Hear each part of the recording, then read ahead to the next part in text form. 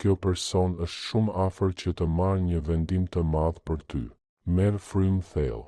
Merr një moment për ta ndjerë këtë qetësisht. Lexoje ngadalë, sepse ky mesazh është për zemrën tënde, jo vetëm për sytë e tu.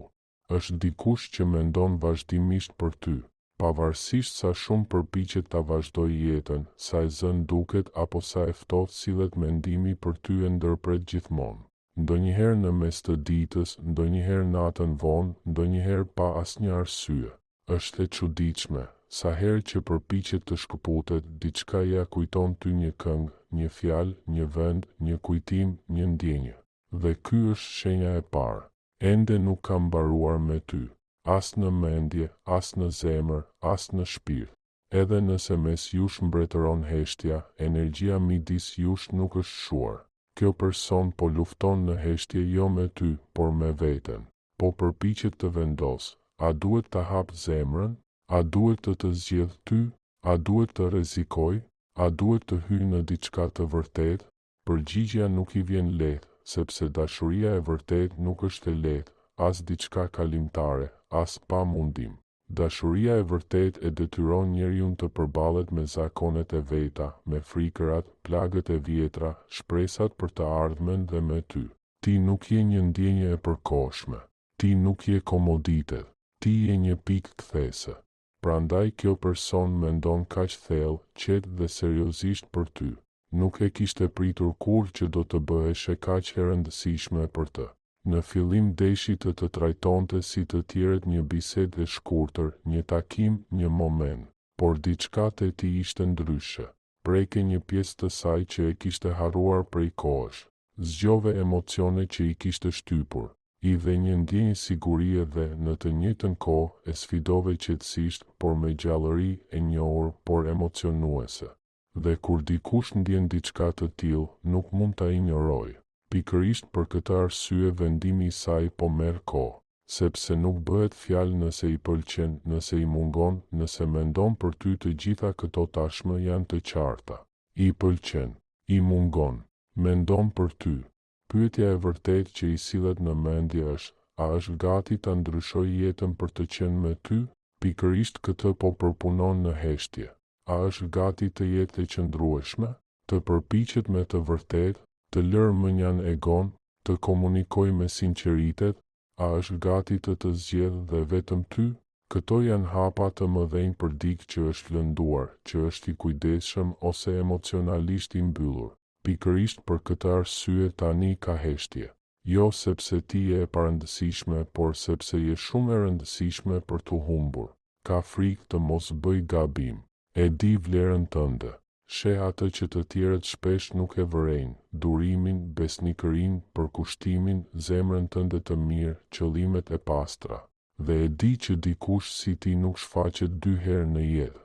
Prandaj ka frikë të lëndoj. Frikë të zhgënjej, frikë të humbas, frikë se nuk është e mjaftueshme. Është ironike, njerëzit të cilëve nuk u intereson, veprojnë shpejt. Njerëzit për të cilët vërtet ke rëndësi, marrin kohë, sepse nuk duan të shkatërrojnë diçka të vlefshme. Ti ke ndryshuar diçka brenda saj.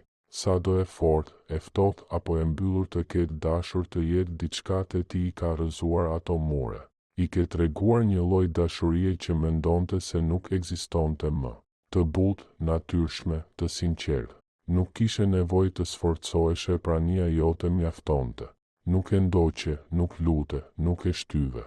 Thjesht ishe vetvetja e sinqertë. Dhe pikërisht kjo e frikson më shumë. Sepse kur dashuria është e vërtetë, ke vetëm 2 mundësi, të shërohesh ose të humbësh personin që erdhi për të shëruar. Ajo të krahason me të tjerët dhe nuk ka krahasim. Ti je ajo që nuk gënjeu, nuk manipuloj, nuk përfitoj, nuk u dorëzua.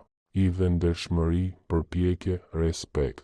Tani ajo sheh atë që më parë nuk e kuptonte. Këto lidhje nuk ndodhin çdo ditë.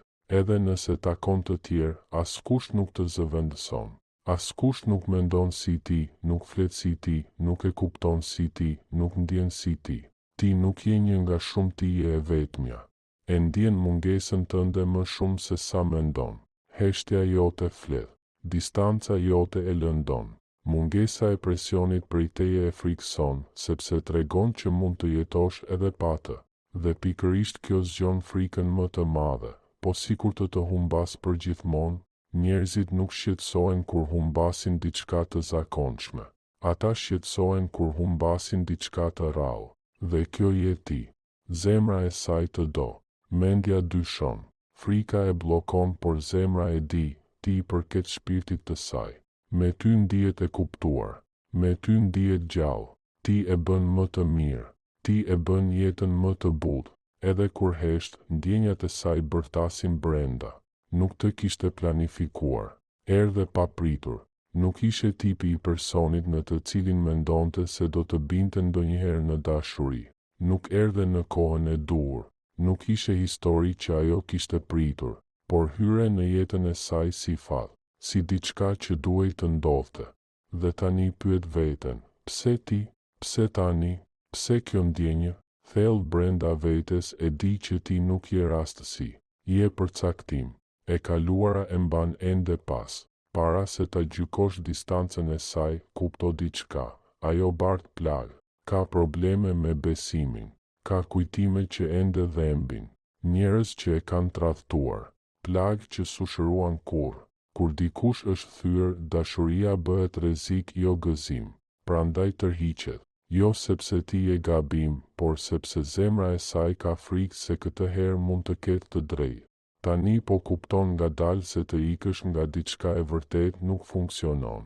Sa do larg të shkojë ndjenja e ndjek, mendimet kthehen, zemra kujton, dhe sa herë që përpiqet të shkëputet, jeta ja kujton ty. Nuk është rastësi, është lidhje. Një ndryshim po afrohet, së shpejti do ta vëresh, do të komunikojë më shumë, do të hapet, do të përpiqet, do të ndalojë së luajturi të sigurt. Nuk do të fshehë më ndjenjat, do të zgjedhë qartë dhe me vetdije, sepse kur dikush e kupton vlerën tënde, nuk ka më kthim pas. Nuk do të imagjinoj një jetë pa ty, nuk do që dikush tjetër ta ketë zemrën tënde, nuk do të pendohet që nuk e provoj. Tani po merr një vendim, të mbaj distancën apo të dashuroj, të zgjedh frikën apo guximin, të përsëris të kaluarën apo të krijoj një të ardhme të re. Është një vendim i madh, prandaj lëviz ngadalë, por një gjë është e sigurt, të humbas ty nuk është një opsion. As tani, as më vonë, kurrë. Nuk do ta njohësh vendimin e saj nga fjalët, premtimet apo arsyetimet, por nga veprimet. Do të tregoj qëndrueshmëri, komunikim, përkushtim, sinqeritet, praninë e saj, përkushtimin. Sepse kur dikush e kupton që shpirti yt është shtëpia e tij, ndalon së kërkuari. E vërteta e fundit, kjo person nuk po mendon nëse i pëlqen këtë e di tashmë, po mendon nëse është gati të bëhet njeriu që ti meriton. Dhe thellë brenda vetes e di përgjigjen. Ti je e denjë të zgjidhesh, je e denjë që dikush të përpiqet për ty, je e denjë të duhes me të vërtet të duhes. Sepse ti nuk ke qenë kur thjesht dikush, je personi te i cili zemra e saj kthehet gjithmonë, dhe zemrat nuk kthehen kur aty ku nuk u përkasin. Nëse të pëlqeu ky video, mos haro të pëlqesh, ta ndash dhe të abonohesh në kanalin ton. Faleminderit për mbështetjen tënde.